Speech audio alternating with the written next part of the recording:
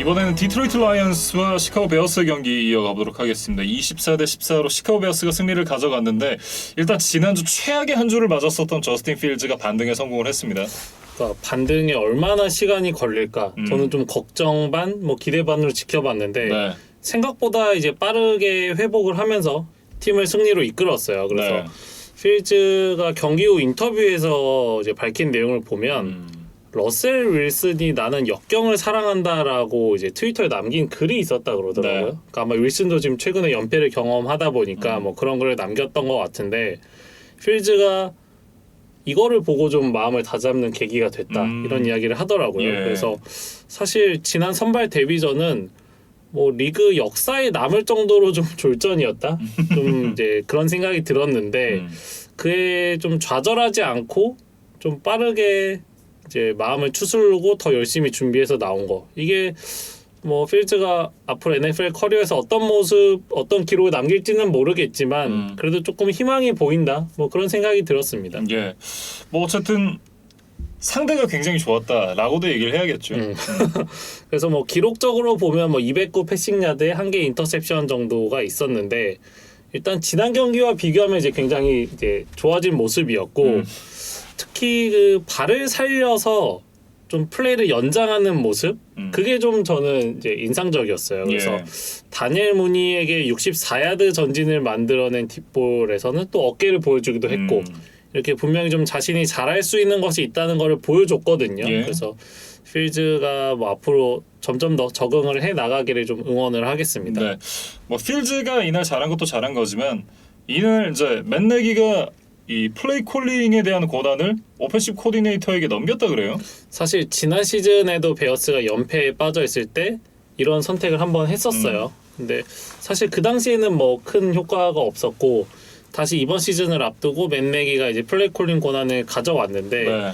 또 초반 세 경기 사실 좋지를 않았거든요. 이제 그러다 보니까 뭐 다시 한번 극약 처방을 쓴 것으로 보입니다. 근데 네. 적어도 이 경기에서는 효과가 있었어요. 다만 이 경기의 상대가 라이언스였기 때문에 다음 경기도 지켜봐야 된다라고 말씀을 드릴 수가 있겠죠. 그래서 일단은 이번 경기가 끝나고 5주차를 준비하는 과정에서 이 저스틴 필즈가 앞으로 계속 주전이 될 거라는 이제 내용이 있었고 또 이 빌레이저가 계속 플레이 콜링을 당분간 하게 될 것 같아요. 네. 그래서 이 두 가지 변화가 베어스에게 어떻게 좀 작용을 할지 좀 지켜보겠습니다. 저는 사실 이 부분은 좋게 평가를 하기가 좀 어렵다라고 생각을 하는 게 뭔가 이 시카고 베어스의 줏대 없음이 좀 잘 드러나는 대목이라고 생각을 하거든요. 그러니까 어떤 이 한 시즌을 끌어가는 플랜이라는 게 팀에 있어야 되고 그러니까 그 플랜대로 가다가 물론 이제 모든 게 계획대로 되진 않겠지만 계획대로 되지 않는 부분이 나왔을 때 어떤 부분에 이제 어저스먼트를 가져가야 되는지 어떤 부분을 이제 또 변화를 줘야 되는지 이런 것들을 이제 팀의 어떤 그 수뇌부들 감독 이런 사람들이 해야 되는 건데 그런 게 안 보여요 이 팀은. 그러니까 안 되다가 하면 물론 이제 뭐 플레이 콜링을 오펜시브 코디네이터에게 맡겨볼 수도 있고 이거는 뭐 나쁘지 않은 선택이라는 생각은 들지만 뭐 쿼터백을 누구를 선발로 낼 건지 이런 부분을 결정하는 거에 있어서도 뭐 오늘 아침에 이제 그런 기사가 나왔다라고는 하지만 사실 며칠 전까지만 해도 뭐 건강하면 앤디 달튼이 우리의 선발 쿼터백이다 뭐 이런 얘기를 했었거든요. 그러니까 전반적으로 시카고 베어스가 모르겠어요. 일단 이제 단장과 감독이 자신에게 남은 시간이 얼마 남지 않았다라고 생각을 해서 이렇게 좀 이 급격한 변화들을 가져가는 건지는 잘 모르겠는데 베어스가 이런 식으로 계속해서 운영을 한다? 저는 베어스는 향후 몇 년 동안은 다시 강팀이 되기는 어렵다고 봐요. 그리고 이 베어스의 주전 선수들의 뭐 부상 리포트에 대해서 이제 간략하게 좀 말씀을 드려보면 이날 러닝백 데이빗 몽고메리가 100야드 이상 러싱을 해주면서 굉장히 좋은 모습을 보여줬는데 4쿼터에 부상을 당했어요. 네. 그래서 뭐 조금 큰 부상으로 이어지지 않을까 걱정이 됐는데 일단 검사 결과 뭐 십자인대 파열이나 이런 좀 큰 부상은 아니라고 합니다. 그래서 그거는 좀 가슴을 쓸어내려도 될 것 같은데 이제 수비진의 핵심 피스 중에 하나인 아키믹스가 사타구니 부상으로 이탈을 했어요. 예. 이 부분은 또 분명히 수비진에게는 악재입니다. 뭐 어쨌든 경기는 이겼습니다만 잃은 것도 좀 많았다라고 얘기를 해야 될 것 같고 라이언스는 글쎄요. 이 뭐 문제를 하나만 꼽기가 좀 어렵습니다. 뭐 문제가 아닌 것 빼곤 다 문제죠. 네. 뭐 그렇게 이야기를 해야 되는데 뭐 이날 경기 한정해서 뭐 그래도 이제 문제점들 좀 지적을 해보자면 상대보다 한 차례 더 많은 무려 5번의 레드존에 들어갔어요. 근데 이제 그 중에 터치다운을 만들어낸 게 단 한 번이었고 뭐 그 자체도 문제기는 했지만 나머지 4번에서 그럼 이제 필드골이라도 넣어야 되잖아요. 그렇죠. 사실 그 4번의 필드골을 모두 꼬박꼬박 넣었다면 12점을 더하니까 물론 뭐 단순히 이렇게 얘기할 건 아니지만 26대 24로 이길 수 있었던 경기이기도 했어요. 그러니까 10점 차로 끝났으니까 12점이면 산술적으로 이기는 거죠. 근데 5번의 레드존에서 터치다운 한 번에 필드골이 하나도 없었다. 나머지 4번이 지금 무득점으로 끝나고 말았거든요. 이거는 지금 분명히 좀 문제가 있었어요. 그래서 그 과정을 좀 살펴보면 첫 드라이브에서는 제러드 고프와 센터에 뭔가 미스커뮤니케이션이 있었던 것 같아요.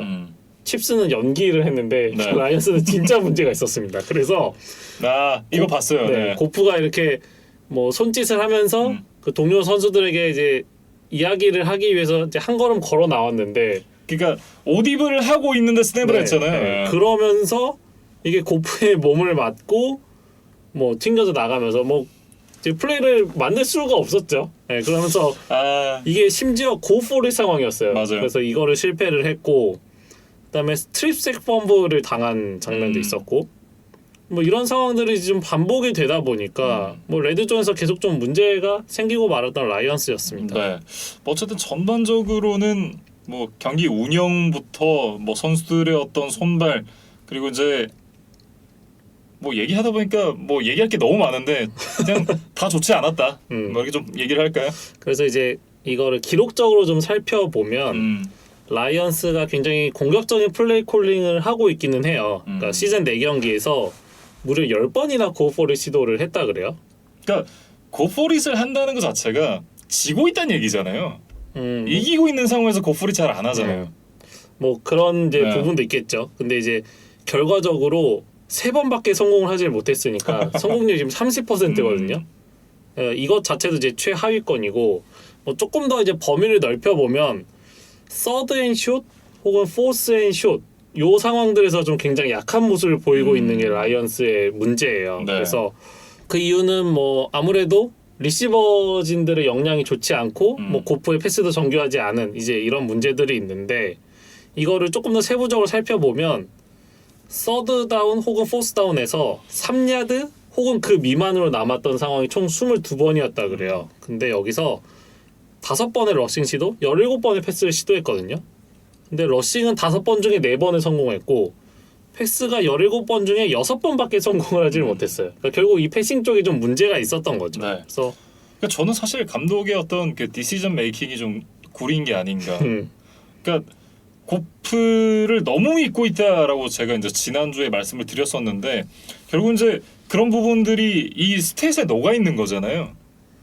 그래서 사실 디트로이트가 이번 시즌을 앞두고 뭐 파워백 유형의 자말 윌리엄스를 데리고 왔고 이 선수가 지금 이 4번의 컨버전을 모두 성공을 해줬어요. 그래서 이런 좀 클러치한 상황에서 짧은 야드를 전진하는 경우에는 이 윌리엄스를 좀 더 사용해야 되는 것이 아닌가? 뭐 이게 좀 통계적으로 좀 나와 있는 것 같습니다. 예. 지금까지 또 전패를 이어가고 있는 라이언스인데, 그러니까 그 무승 16패를 기록했던 전설적인 두 팀이 있잖아요. 그 두 팀 중에 한 팀이 바로 이 라이언스인데 이번 시즌부터 17경기 체제로 바뀌었지 않습니까? 17경기 체제에서 최초의 또 전패팀이 탄생을 하게 될지도 한번 지켜봐야 될 것 같아요. 그러니까 KBO 리그도 9구단, 10구단 체제가 되면서 첫 9위, 첫 10위 팀들이 계속 이제 발생을 했잖아요. 이제 그런 것들은 일종의 이제 최초의 흑역사를 만들어낸 팀들이 이제 생기곤 하는데 네. 이제 말씀해주신 대로 지금 0승 17패까지 할 수 있는 상황이기 때문에 그렇죠. 일단 라이언스와 잭슨빌이 그 첫 유력 후보가 됐습니다. 그래서 라이언스의 스케줄을 보면 9주차에 바이위크가 있어요. 근데 이전에 이제 첫 승을 해야겠죠. 근데 이제 상대가 바이킹스, 벵갈스, 램스, 이글스. 쉽지 않네요. 네, 그러니까 누구 하나 이기겠다라는 생각이 잘 안 드는데요. 뭐 바이킹스와 이글스가 1승 3패기는 한데 라이언스와 비교를 해보면 분명히 좀 한 단계 위에 있는 팀들이라는 생각이거든요. 그리고 더군다나 이 팀들의 경기 내용을 좀 고려를 해보면 라이언스와는 격차가 생각보다 더 많이 나거든요. 그래서 뭐 어느 팀 하나 쉽지가 않고 라이언스가 가시방석 속에서 바이위크를 보내지 않으려면 이 중에 좀 누구를 잡을지 좀 선택과 집중을 해야 될 것 같습니다. 네, 디트로이트 라이언스와 시카고 베어스의 경기에 대해서 얘기를 나눠봤습니다. 다음은 이제 휴스턴 텍산스와 왜 에스트로스가 계속 떠오르는지 모르겠는데 휴스턴 텍산스와 버팔로 빌스의 경기 얘기를 해보죠. 40대 0으로 빌스가 승리를 가져갔습니다. 와, 무슨 일이 있었던 걸까요? 그러니까 사실 이날 경기 내내 비가 많이 내렸어요. 버팔로에서 펼쳐졌던 경기였는데 그러다 보니까 빌스 선수들은 이런 좀 궂은 날씨에 조금 더 익숙해져 있었던 것 같고 휴스턴은 사실 따뜻한 동네이기도 하고 그렇죠. 또 홈구장이 돔이잖아요. 그러니까 이런 좀 궂은 날씨, 비가 오는 날씨에 좀 적응하기가 더 어려웠고 또 주전 쿼터백이 신인 데이비스 밀스였기 때문에 텍산스에게는 조금 더 가혹한 환경이 아니었나 싶습니다. 네. 턴오버만 5개를 범했으니까 와 진짜 뭐 휴스턴 팬분들로서는 글쎄요 속이 너무 많이 상하셨을 경기가 아닌가 싶은데 그러니까 데이비스 밀스의 기록만 봐도 네. 좀 굉장히 안타까움이 느껴집니다. 그러니까 87야드 터치다운 당연히 없었고 인터셉션이 무려 4개였어요. 예. 그리고 뭐 그 밖에도 뭐 레드존에서 고포렛을 실패하는 장면도 있었고 뭐 득점 기회가 아예 없었던 것은 아니지만 뭐 결국 득점에 성공하지 못했던 휴스턴이었습니다. 네. 뭐 못 이길 거라고 생각은 했지만 이 정도로까지 이 경기 격차가 벌어질 거라고는 사실 생각을 안 하진 않았는데요. 그러니까 뭐 휴스턴이 팀 전체적으로도 네. 뭐 퍼스트 다운도 6번밖에 없었고 뭐 공격 시간도 21분 정도에 그쳤고 뭐 저는 이렇게 적어왔어요. 그러니까 밀스와 어떤 휴스턴의 선수들이 좀 콜로세움에 던져진 나약한 투사 같아 보였다. 예. 그러니까 이날 뭐 빌스의 또 열광적인 빌스 마피아들이 또 열광적인 응원을 펼쳤고 그렇죠. 빌스의 뭐 앨런이나 뭐 여러 수비 선수들이 워낙 뭐 강인한 압박을 하면서 휴스턴을 뭐 공략을 했기 때문에 휴스턴 입장에서는 속절없이 좀 맞으면서 경기가 끝나기를 좀 기다리는 수밖에 없었던 것 같아요. 네. 뭐 어쨌든 타이로 테일러가 좀 빨리 돌아오기를 기대를 하고 있을 휴스턴 같은데 일단 밀스가 대안이 아니라는 것은 좀 계속해서 나오고 있습니다. 그러니까 테일러가 지금 2주차가 끝나고 IR 리스트에 올라갔기 때문에 빠르면 6주차부터 나올 수가 있어요. 그 얘긴즉슨 패트리어츠에게는 호재다 이렇게 얘기할 수 있겠죠. 그렇죠. 다음 주에 이제 마침 패트리어츠와 텍산스의 경기가 있기 때문에 패트리어츠 입장에서는 이제 모처럼 좀 1승을 좀 주워 먹을 수 있는 아주 좋은 기회를 만났고 네.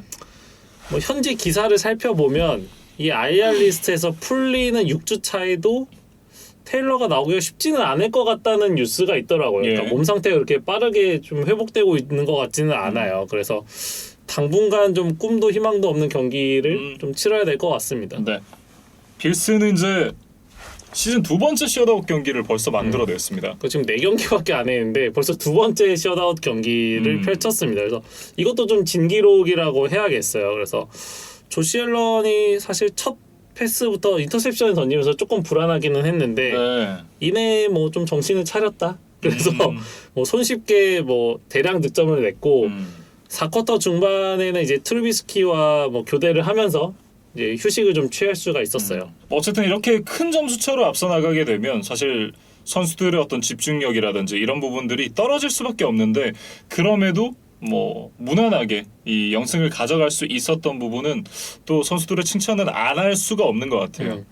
그러니까 빌스는 이제 비가 오는 날씨였으니까 러싱 공격의 비중을 좀 높였거든요. 그래서 데빈 싱글터리와 잭 모스가 140야드 합작을 했고 네. 이것이 좀 뭐 잘 들어맞았던 것 같습니다. 그리고 스테판 딕스가 생각보다 이번 시즌 좀 잠잠했는데 예. 처음으로 100 플러스 리시빙 야드 게임을 했어요. 그래서 뭐 자신의 존재감을 모처럼 드러낸 경기였습니다. 네.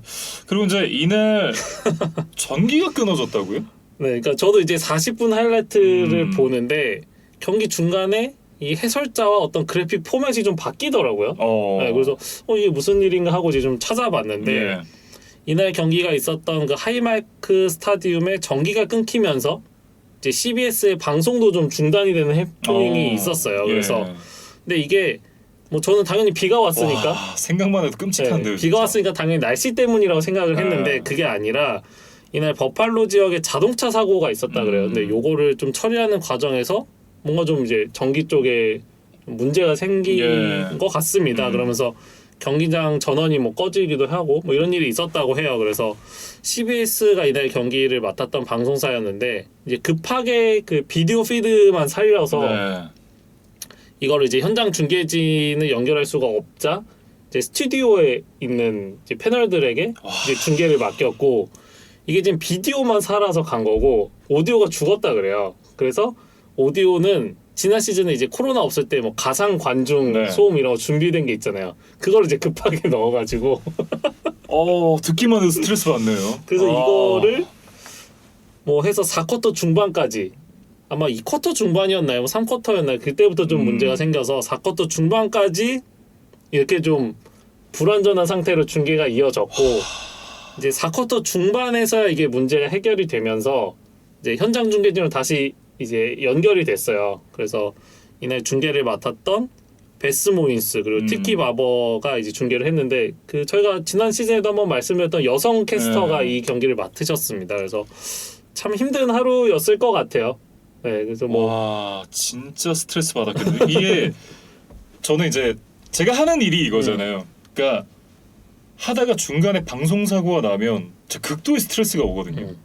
근데 이게 만약에 이런 식으로 해서 현장에서 뭐가 나갔다? 근데 언제 들어올지 모른다? 스탠바이는 계속 하고 있어야 되죠. 언제 들어올지 모르죠. 근데 이게 사람인지라 이게 긴장이 풀리게 됐거든요. 진짜 어마어마한 스트레스였을 것 같고 그리고 지금 이게 스튜디오에 대기하고 있던 크루들한테 넘어갔다 그랬잖아요. 이게 인이어를 끼고 있어요. 그러니까 중계를 하다 보면 이제 뭐 PD가 얘기하는 그런 소리도 이제 인이어를 통해서 들어야 되지만 보통 이제 현장 중계하는 소리가 클린으로 저한테 들어오거든요. 근데 그거를 통해서 이제 소리를 듣고 현장에서 무슨 일이 있었는지 뭐 타구음도 듣고 뭐 그런 여러 가지 소리들을 듣잖아요. 그게 없이 중계를 한다? 이게 난이도가 훨씬 올라갑니다. 그래서 뭐 현장에 있던 중계진 또 스튜디오에 있던 중계진 모두 아주 고생을 했을 것 같고 더군다나 지금 중계에 대한 준비가 하나도 안 돼 있는 상황이잖아요. 네, 그런 상황에서 자기가 알고 있는 정보만으로 중계를 이어간다는 게 와, 이거는 뭐 갑자기 투입된 캐스터도 마찬가지지만 이 현장에 있는 캐스터도 둘 다 굉장히 스트레스를 많이 받는 하루였을 것 같다라는 생각이 드네요. 가뜩이나 경기 내용이 원사이드했기 때문에 이런 경기가 사실 또 중계진에겐 굉장히 힘든 진짜 힘들죠. 뭐 타입의 중계인데 차라리 타이트하게 가면 그러니까 경기력을 떠나서 경기 내용이 타이트하게 가면 오히려 괜찮아요. 그러니까 못하는 팀들끼리 붙어서 박빙이거나 잘하는 팀들끼리 붙어서 박빙이면 괜찮은데 이렇게 게임이 터져버리면 이게 시간 때우기 참 힘들거든요. 그래서 이런 경기 내용에 이런 방송 사고까지 그래서 정말 경기를 준비하고 제작하셨던 모든 분들이 또 고생을 했던 한 경기였습니다. 와, 진짜 이 듣는데 제가 다 스트레스 받네요. 어쨌든 이렇게 이제 버팔로 빌스와 휴스턴 텍산스의 경기 얘기를 해봤습니다. 그리고 이제 인디애나폴리스와 마이애미의 경기로 이어가도록 하겠습니다. 콜츠가 27대 17로 승리를 가져갔는데 4경기만에 이제 드디어 시즌 첫 승을 거둔 데 성공한 콜츠입니다. 그러니까 양쪽 발목이 지금 다 좋지가 않은 카슨 웬츠가 정말 부상 투혼을 발휘하면서 이제 팀의 첫 승을 이끌었습니다. 그래서 웬츠 개인에게는 또 의미가 있었던 것이 이글스 커리어 후반부부터 개인 7연패에 좀 빠져 있었거든요. 근데 그거에서도 벗어날 수 있었던 아주 의미 있는 승리를 거뒀어요. 네. 어쨌든 이제 이 연패를 끊어냈었던 카슨 웬츠 그러면서 이제 이적 이후의 첫 승 그리고 이제 개인 연패까지 끊어내는데 성공을 했는데 경기 내용은 좀 어땠었나요? 사실 콜츠가 이제 레드존에서 좀 공격 효율성이 좀 떨어진다. 그 부분에 대해서 저희가 좀 지적을 했었는데 그렇죠. 적어도 이날만큼은 아주 괜찮았어요. 그러니까 2번만 딱 레드존에 들어갔는데 2번 모두 장신 타이트엔드 모 알리 콕스에게 터치다운 패스가 연결이 됐거든요. 그러면서 좀 새로운 대안을 찾은 모습이었다. 그렇게 좀 생각이 됐고 이 모 알리 콕스 같은 경우는 이제 이전에 40경기 넘게 출전을 했는데 터치다운이 4개밖에 없었던 선수였거든요. 근데 이날 커리어 처음으로 멀티 터치다운을 기록하는 아주 좀 기억에 남을 만한 하루를 보냈다. 이렇게 좀 말씀을 드리겠습니다. 네. 그리고 이제 이날 조나단 테일러 선수의 활약도 좋았다고요. 이날 첫 터치다운도 기록을 했고 처음으로 100+ 러싱 야드를 기록을 했어요. 그래서 좀 저희가 확실한 공격 카드가 없다. 이런 이제 콜츠의 좀 약점을 지적을 했는데 테일러가 적어도 이날은 좀 좋은 모습을 보여줬다고 해야 되겠습니다. 네. 근데 이제 콜츠의 문제는 그럼 이제 첫 승을 거뒀으니까 정상 궤도에 오른 것이냐?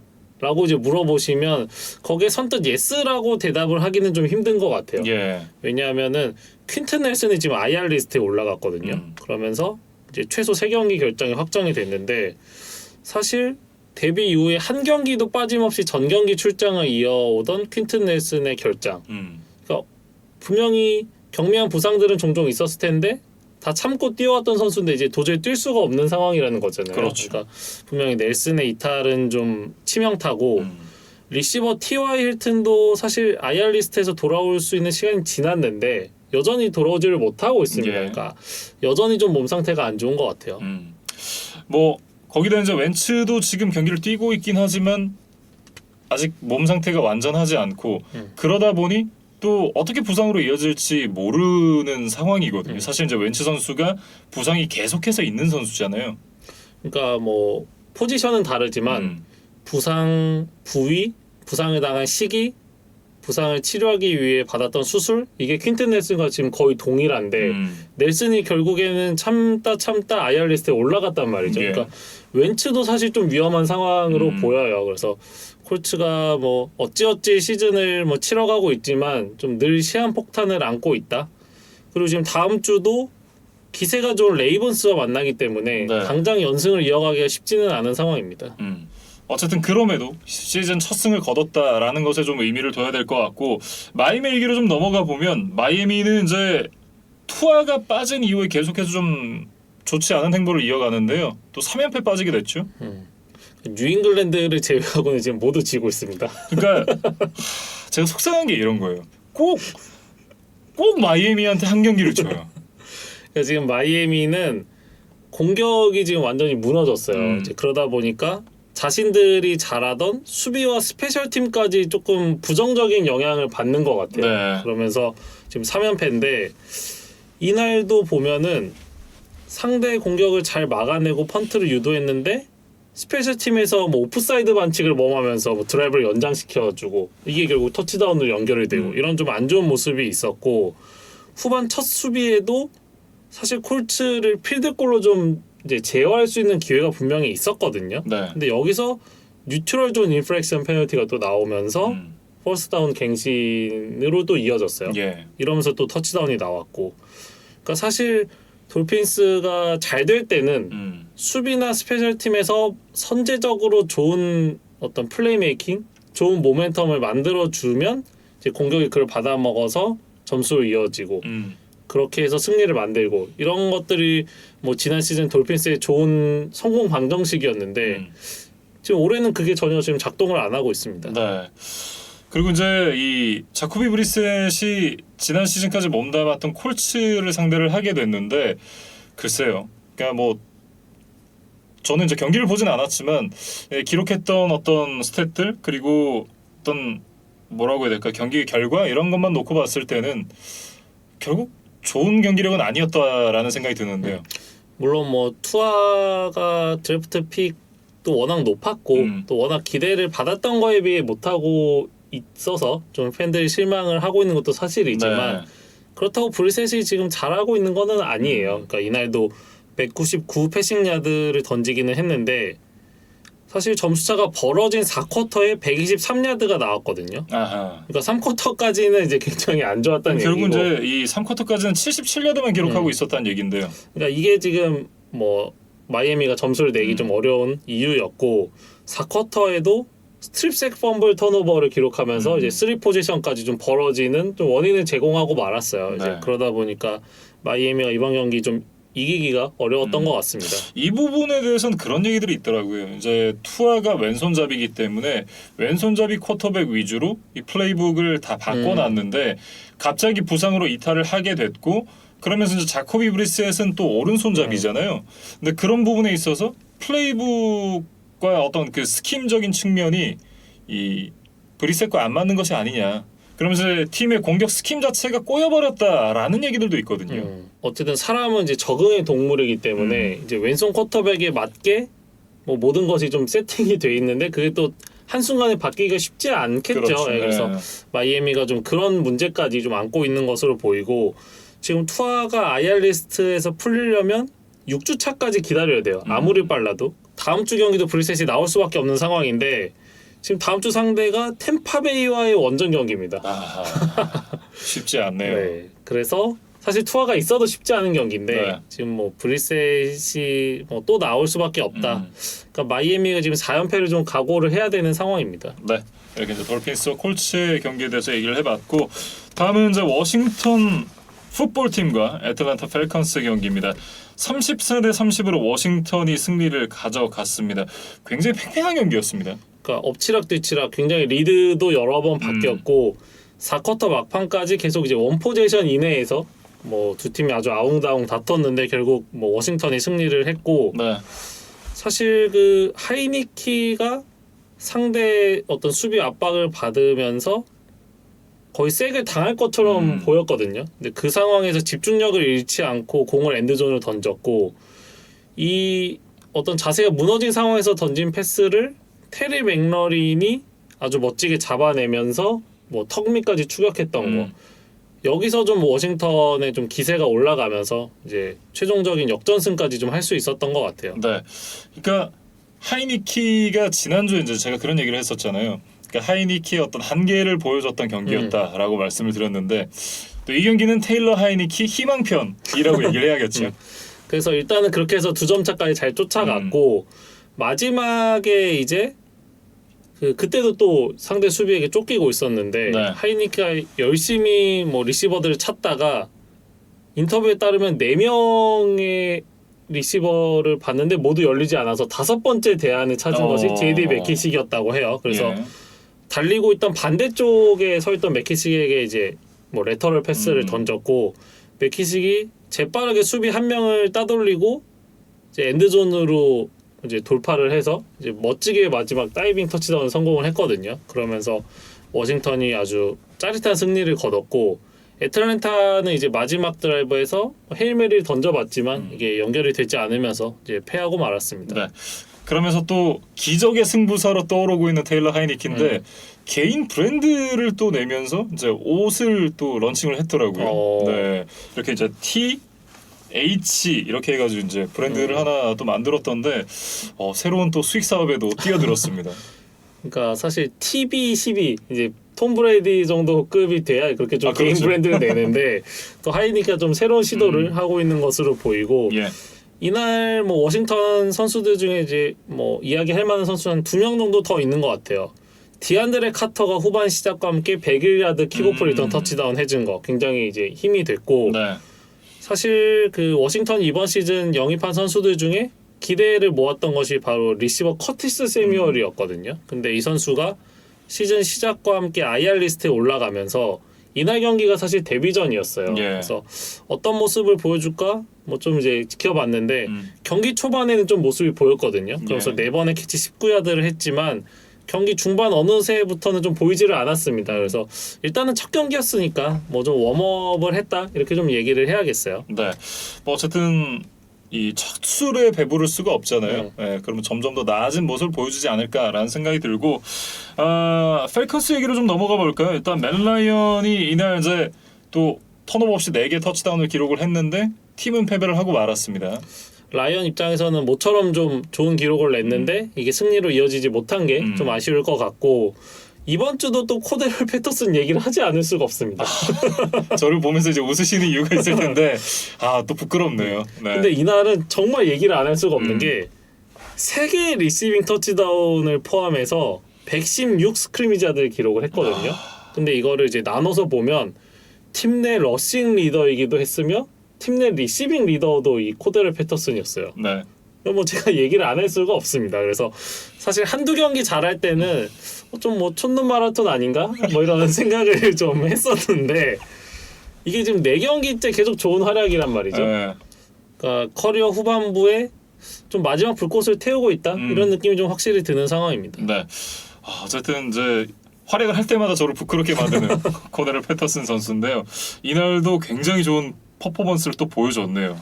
그러니까 이날 3개의 터치다운 장면을 하나씩 살펴보면 좀 이런 느낌이 들었어요. 그러니까 우리가 축구에서 헤트트릭을 똑같이 네. 하더라도 뭐 왼발 한 번, 오른발 한 번, 머리 한 번 이렇게 넣으면 뭐 이 선수가 정말 올라운드 플레이어다 뭐 이런 이야기를 하는데 이날도 지금 패터슨의 터치다운 장면을 보면 한 번은 상대 뒷공간에 파고들어서 뒷볼을 잡아냈어요. 그리고 또 한 번은 이제 공을 잡은 다음에 아주 과감한 돌파와 상대 태클을 힘으로 이겨내면서 엔드존으로 들어갔고 또 마지막 한 번은 이제 상대 수비와 이제 1대1 상황에서 높이 솟아올라서 그냥 타점으로 그 수비를 이겨내고 공을 잡아냈거든요. 그러니까 어떤 이제 세퍼레이션을 얻어내서 뒷볼을 따냈고 그리고 한 번은 야레프트 캐치로 터치다운을 만들어냈고 한 번은 또 50-50 상황에서 그렇죠. 경합을 하면서 터치다운을 만들어냈다는 얘기인데요. 그러니까 정말 이 패터슨이 이 3가지를 다 잘할 수 있다? 사실 굉장히 좀 놀라운 이야기입니다. 그러니까요. 리그 내 어떤 엘리트 리시버라도 이 3가지 중에 한두 가지의 장점을 가지고 이 많은 연봉을 받고 살아남는 거잖아요. 근데 패터슨이 적어도 이날은 이 3가지를 모두 잘할 수 있다는 걸 좀 보여줬던 그런 하루였습니다. 네. 어쨌든 이 패터슨 선수가 잘하면 잘할수록 저는 좀 작아지네요. 네. 그러니까 패터슨이 지금 1년 300만 달러를 받고 펠컨스와 계약을 했는데 뭐 지금 하는 거 보면 뭐 3천만 불이 아깝지 않은 그런 이제 활약이고 네. 지금 4경기 5개의 터치다운이거든요. 근데 이거는 지금 펠컨스를 넘어서 리그 전체 터치다운 순위에서도 공동 1위에 해당하는 아주 뭐 엄청난 기록입니다. 예, 굉장한 활약이 어디까지 이어질 수 있을지 한번 지켜봐야 될 것 같고 역시 이제 펠컨스 경기를 저희가 얘기를 하다 보면 얘기를 안 할 수 없는 선수가 있죠. 구영애 선수가 이날도 좀 굉장히 좀 유니크한 경험을 했다. 뭐 이렇게 좀 이야기를 해야 될 것 같은데 사실 구영애와 더스틴 홉킨스 그러니까 두 선수 모두 지난주에 끝내기 필드골을 넣었던 선수들이기 때문에 사실 기분 좋은 상태에서 경기에 들어왔거든요. 그렇죠. 근데 홉킨스는 사실 2번의 엑스트라 포인트를 놓치면서 좀 우울한 하루를 보냈고 구영애 선수는 25야드 필드골과 3개 엑스트라 포인트를 모두 성공을 시켰거든요. 그러니까 여기까지는 자기 역할을 잘 해줬는데 그렇죠. 좀 의외의 변수가 발생을 한 것이 경기 도중에 이제 펀터가 부상을 당하면서 경기 후반에는 2번의 펀트를 직접 구영애 선수가 처리를 했었어야 됐어요. 그래서 이게 자기 전문 분야가 아니다 보니까 아까 뭐 나이너스 경기 때도 이야기를 했지만 첫 번째 펀트가 사실 굉장히 엉성했거든요. 그러면서 25야드밖에 못 갔기 때문에 아니 왜냐면 이제 찍고 차는 거랑 들고 차는 건 다르니까요. 근데 이건 이제 구영애 선수를 탓할 수는 없는 상황이죠. 그래서 첫 번째는 이제 굉장히 안 좋았지만 뭐 나름 더 결정적인 상황이었던 경기 후반부 2번째 펀트는 그래도 45야드를 갔다. 이거는 뭐 나름 뭐 프로 레벨에서 뛰는 펀터만큼의 어떤 킥을 보여줬다. 이 부분은 또 구영애 선수에게 좀 칭찬해주고 싶은 부분입니다. 예. 뭐 어쨌든 펠컨스는 더스틴 콜킷을 또 재빠르게 영입을 했어요. 그러니까 구영애 선수에게 계속 펀트를 맡길 수는 없으니까 네. 좀 급하게 응급조치에 나섰습니다. 네. 이렇게 이제 이 워싱턴 풋볼 팀과 애틀랜타 펠컨스의 경기까지 살펴봤습니다.